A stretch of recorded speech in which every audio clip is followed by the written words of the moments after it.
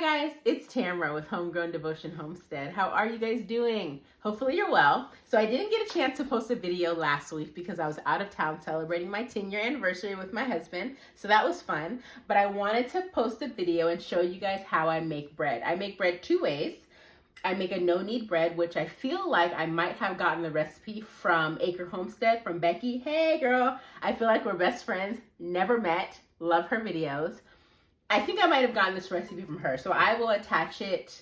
I'll find it and attach it into the description box. I also make a sourdough white bread that the kids love, but this is a really easy way to make bread for your family. I like to make it two reasons. One, because it's healthier. It has 4 ingredients that I can pronounce, and also it's a fraction of the cost it takes me to make this. And the no-knead bread is super easy. It's literally no knead. So all you do is prep it the night before, and then tomorrow you bake it. So I'm going to show you how to do it. First thing you need is a 1.5 cups of warm water. Okay, so I'm going to add that to my bowl.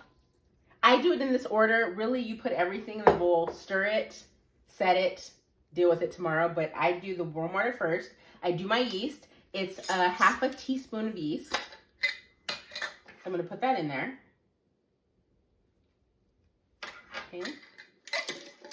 And it is 2 teaspoons of salt, and you know this is red mint salt. I love red mint salt because not only does it taste great, but the minerals, it's pure. If you are a red mint user or have always wanted to try it, I can put a link in my description box that will give you 15% off so that you can try it yourself. I'm going to add 2 teaspoons of salt to this. So that's 2. And I always like to stir it once I get to this point. I don't know, just kind of mix it all together.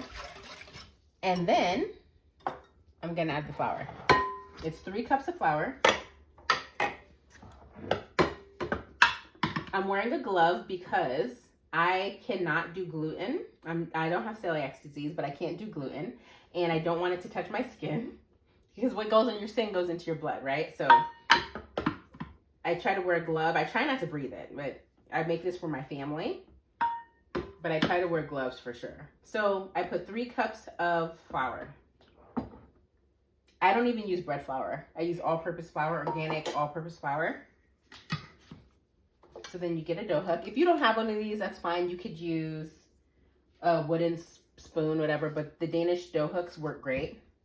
The only thing about this dough hook is that you literally have to clean it right after you stir, because if you don't, it's a beast once it hardens to get the dough off of it. So it's easier to clean it after you immediately stir it and get it all mixed up. It's okay if there's some flour still at the bottom of the bowl.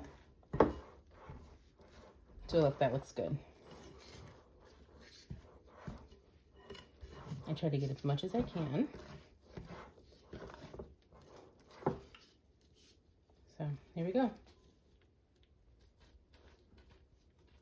That's my dough. I'm gonna rinse this off.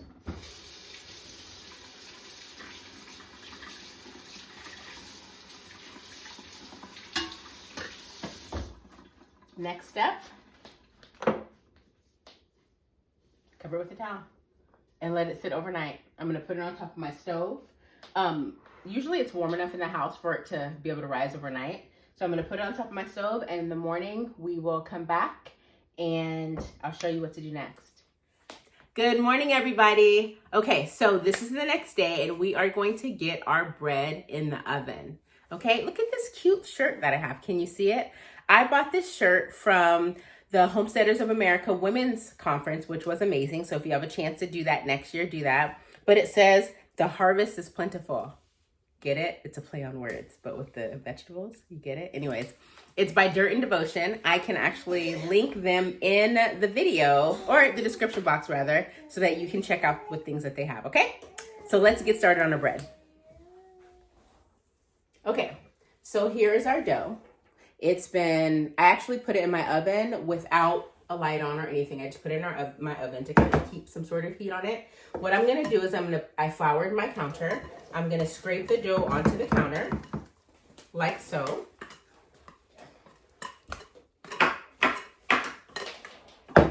Okay. And I'm gonna start folding the dough onto itself. Can you see?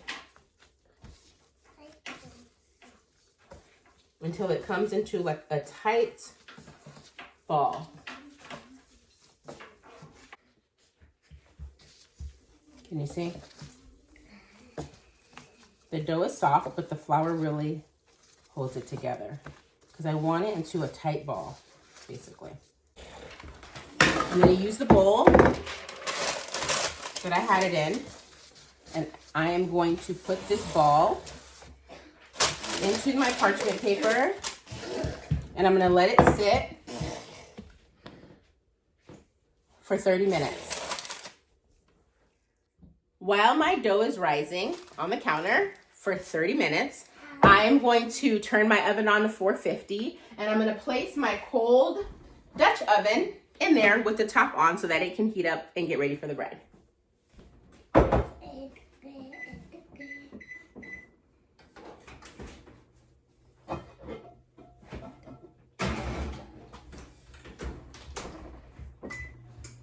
There we go. So I'm going to start the timer for 30 minutes so that my bread can rise, and I'll come back and show you what our next step is. So I know it's Christmas time and it can be very stressful. Christmas, if you feel like you don't have enough money to get what you want for the kids, or just life, right? It's a season of just a lot. A lot of people make it a lot, but I want to just encourage you. And if you are stressed out this Christmas, or if you are worried about how things are going to work out, or just any of those feelings, put your eyes back on why we celebrate.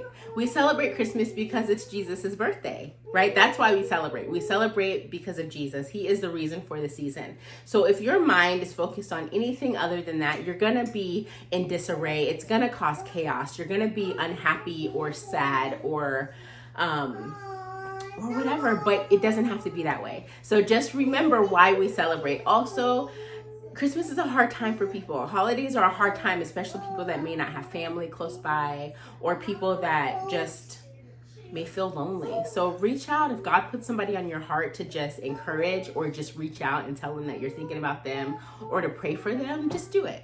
Because you never know the life that you can change, or you never know how you could affect that one person. Be encouraged. It's going to be a great season when we keep our eyes on why we celebrate. Okay, 30 minutes is over. I'm going to get it in the oven. So all I did, I scored it a little bit in here. You see? And what I'm going to do is I am going to... Now you have to do this carefully because it's very hot. Okay? I'm going to take the lid off.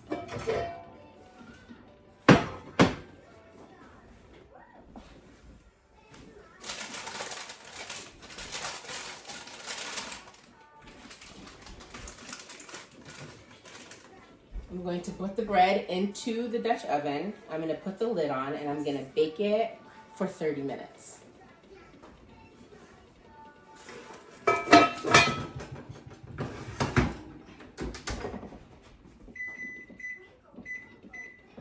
After 30 minutes, I'm going to take the lid off and bake it for 10 more minutes, and then it'll be done. Okay, so the 30 minutes is up. Let's take the lid off and let it bake for another 10 minutes. Okay. Set the timer for 10 minutes so you don't forget. It's almost done. Okay, the timer is almost up. We only have 38 seconds to go. I thought it was a lot sooner, so I was wanting to be prepped and ready. Only 20 more seconds to go. I hope you guys can laugh with me because sometimes I crack myself up. Okay, here we go. Let's take it out of the oven. Be careful, it is really hot. And Dutch ovens are pretty hot. So I'm going to take it out. And I am going to let you get a closer look at this. Isn't she pretty? Just for basic no-knead bread. It's nice and, oh, you hear that I don't even know what that's called, but you hear that? So I'm gonna put her on the cooling rack. So here you go. Here is our loaf of no-knead bread. The crust is crusty. I love it. It's gonna cool on here for a while. We're gonna go visit some friends. When we come back, we'll have some sort of grilled cheese or something for lunch. And it's pretty easy. You see? There you guys go. You made your own bread. So if you have any questions, let me know. It was pretty simple, right? It wasn't a lot of steps. It wasn't a lot of ingredients. It's just getting your feet wet at first. You don't have to start off with amazing sourdough bread or artisan loaves where the design is spectacular. I can't even do that. But you know what I can do is I can make a loaf of no-knead bread, and I can make some pretty good sourdough bread. So I'm gonna make another video about sourdough later. But if you have any questions, again, let me know. I will link the recipe in the description box. Also, if you need a great mayonnaise recipe to go along with your now freshly baked bread, I will put it in the little corner so that you can click on it and watch that one too. Remember, right now in this season, cherish your family. Have fun together. Take it easy. Don't stress. Keep your eye on the prize, and remember that Jesus is the reason for the season and the reason that we celebrate. You guys take care. I'll see you soon. Thanks for joining me.